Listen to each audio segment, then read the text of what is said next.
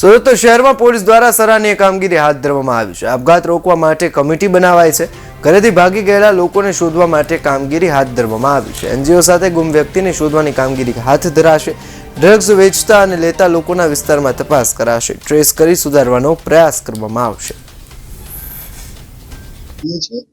જેમાં unnatural ડેથ્સના basically અલગ અલગ એમાં હેડ્સમાં હોય છે। આ બધા અનનેચરલ ડેથ્સ હોય છે, જેમાં અમુક તો કોઈ બીમારીના સબબ રોડ ઉપર જો કોઈને ડેડ બોડી મળેલી હોય જોઈએ, કોઈ જો ભિક્ષાવૃત્તિ કરતા હોય એને ડેડ બોડી મળેલી હોય, સાથોસાથ સુસાઇડના કેસીસ થતા હોય છે જોઈએ।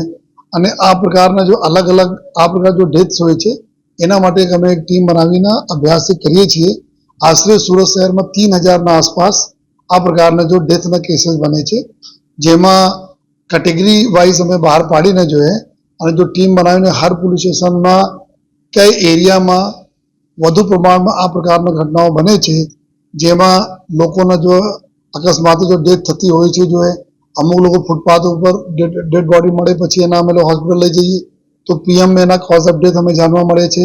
પછી અમુક લોકો જો ઘરમાં ઘરેલું ઝઘડા લીધે સુસાઇડ કરતા હોય, कुछ आर्थिक संकड़ामणના લીધે કરતા હોય, અમુક જો અલગ અલગ પ્રકાર એજ્યુકેશનમાં ફેલ થતા હોય એના લીધે કરતા હોય, અમુક જો એના કોઈ લવ અફેરના લીધે બી થતા હોય છે, જો અમુક જો કોઈ બિઝનેસમાં ખોટ થઈ હોય, તો આ તમામ ચીજોને અમે અલગ અલગ કેટેગરી બાંટીએ છીએ। આ કેટેગરીના પ્રમાણે ટોટલ અમે લોકો અત્યારે કઈ એરિયામાં વધુ પ્રમાણમાં આ પ્રકારની ઘટનાઓ બને છે અને કેમ બને છે, કારણ શું છે, તો એના લઈને અમે અમુક જો हमारा काउंसलिंग करवानी जो हमारी पुलिस में टीम है